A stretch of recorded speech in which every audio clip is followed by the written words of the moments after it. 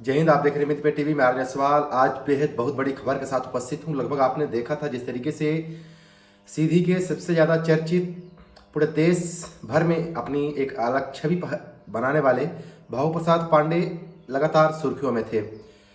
कहीं न कहीं से एक महिला आती है और महिला अपने आरोपों के शिकार में उनको घेर लेती है, जिसके बाद एक ऑडियो वायरल होता है। आपने लगभग ऑडियो पूरी तरह से सुने होंगे। आनंद फानने में वो न्यायालय की शरण लेते हैं और इसके बाद की जो तस्वीरें होती है वो तस्वीरें आप स्क्रीन पर देख रहे हैं। अविनाश तिवारी जो कि एक सीधी का एक चर्चित चेहरा है और बघेली के रूप में उनकी लगातार फिल्में और कहीं न कहीं से कई कॉमेडी जो शो है वो अविनाश तिवारी यूट्यूब चैनल पर देखने को मिलता है। उनको द्वारा एक पोस्ट होती है ऑफिशियल पेज से, जो कि तस्वीरों पर देख रहे हैं। इस पे आप साफ तस्वीरों पर देख सकते हैं किस तरीके से इनका जो कहना होता है। और यह जो पोस्ट है, ये पोस्ट सोशल मीडिया में इस समय खूब ज़्यादा सुर्खियां बटोर रहा है। जिसपे इनका कहना होता है, ये लिखते हैं 21वां शिकार पड़ा भारी, महिला के जेल जाने की तैयारी, 14 साल छोटी बनकर सीधी में रच रही थी मायाजाल। ये आगे लिखते हुए कहते हैं 3 राज्यों में 20 व्यक्तियों के विरुद्ध झूठे मामले दर्ज करवाने वाली महिला की पोल परत दर परत खुलने लगी है। 21वें व्यक्ति के तौर पर सूबेदार भागवत पांडे को चुनना महिला को भारी पड़ने वाला है, क्योंकि महिला द्वारा लिखाई गई झूठी एफआईआर में माननीय उच्च न्यायालय जबलपुर ने संज्ञान लिया है और सूबेदार भागवत पांडे पर लगाए गए पूरे मामले में तत्काल पुलिस को कार्रवाई रोकने के आदेश दे दिए। साथ ही महिला की कुंडली भी खंगाली जा रही है, जिसके बाद महिला का जेल जाना भी तय है। कई बार आत्महत्या का प्रयास कर डराया, बात करने पर करती थी मजबूर। ये तस्वीरें हैं महिला को लेकर के। आगे लिखते हुए कहते हैं झूठे आरोपों पर हाईकोर्ट ने लगाई रोक, पुलिस को तुरंत कार्रवाई रोकने के दिए आदेश।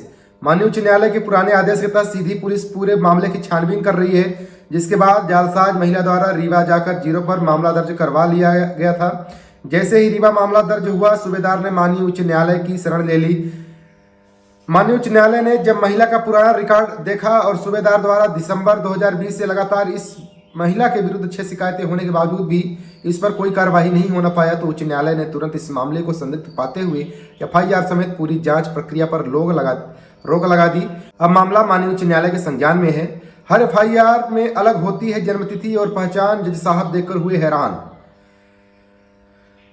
ये लिखते हुए आगे कहते हैं कि महिलाओं के प्रति होने वाले अत्याचारों को लेकर माननीय सर्वोच्च न्यायालय ने महिलाओं के हक में विशेष व्यवस्था दी है, लेकिन कुछ ऐसी जालसाज महिलाएं हैं जो सच में पीड़ित महिलाओं के अधिकारों को खाने में लगी हैं। इस तरह की जालसाज महिलाओं के कारण पीड़ित महिलाओं को भी न्याय पाने में बड़ी मुश्किलों का सामना करना पड़ता है।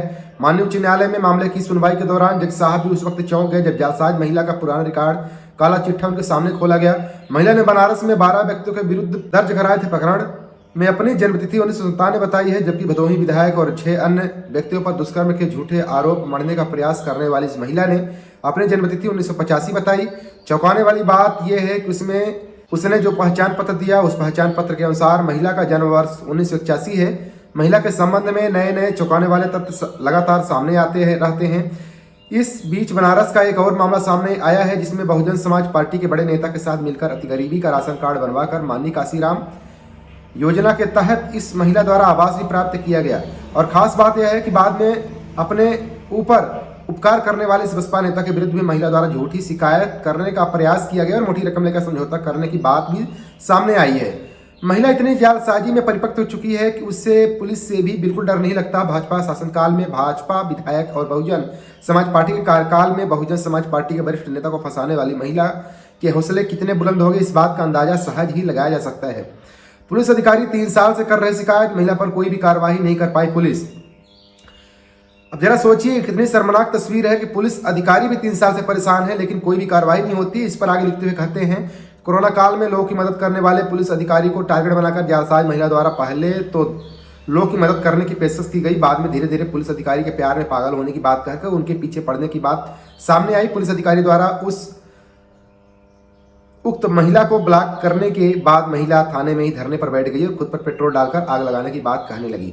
इसके बाद महिला की मानसिक स्थिति सही न होने की बात समझ में आने पर पुलिस के अधिकारियों के हाथ पांव फूलने लगे और किसी तरह उसे मना कर वहां से चलता किया। इसके बाद से उक्त महिला की पागलपन वाली बातें चलती रही और पुलिस उस महिला का सच जानने का प्रयास करती रही, पर 3 साल बाद बड़ी मुश्किल से उक्त महिला के खिलाफ सबूत मिलने पर पुलिस अधिकारी द्वारा जब मामला दर्ज कराने का प्रयास किया गया तो महिला को इस बात की भनक लग गई और उसने पहले ही जाकर झूठा मुकदमा दर्ज करवा दिया। इसके बाद अब उच्च न्यायालय ने पूरे मामले को ही रोकते हुए मामले को संज्ञान में लिया है। ये तस्वीरें शेयर करते हुए कहीं न कहीं से उच्च न्यायालय को अब श्रेय देने की होड़ सोशल मीडिया में देखने को मिल रही है। लेकिन ये कहीं न कहीं से ये जो महिला थी, जिस तरीके से देखा जा रहा है और बताया जा रहा है जानकारी के मुताबिक, कितनी जालसाज थी कि यह जो 21वां जो उसका जो हाथ डालना हुआ, यानी भाव प्रसाद पांडे ने पूरा चिट्ठा ही खोल दिया और कहीं न कहीं से समाज के लिए बहुत ही नेक और इस तरीके से जालसाज महिलाओं से सावधान रहने की भी अन्य साथियों से अपील भी की है। तो चलिए, ऐसे जालसाज महिलाओं का जो पर्दाफाश है वो खोलने में आप सब लोग डरे नहीं, खोलने का लगातार प्रयास करें और न्यायालय पर भरोसा रखें। न्यायालय कभी भी आपको निराशा में नहीं रख सकता है। और जिस तरीके से भागवत प्रसाद पांडे की जो मुश्किलें जो थी, जो लगातार ऑडियो लगातार जिस तरीके से वायरल हो रहे थे, उस ऑडियो से भी बिल्कुल समझ में आ रहा था कि भागवत प्रसाद पांडे गलत नहीं दिख रहे हैं और कहीं न कहीं से मानसिक रूप से लगातार परेशान थे और कहीं न कहीं उच्च न्यायालय ने एक बड़ी राहत दी है। और चलिए, लगातार आप अपडेट से बने रहने के लिए आप चैनल सब्सक्राइब कर लें, फेसबुक पेज को फॉलो कर लें और इससे जुड़ी हुई जो अन्य जानकारियाँ होंगी जल्द ही आप सबके बीच में साझा करने का प्रयास करूँगा। बहुत बहुत धन्यवाद।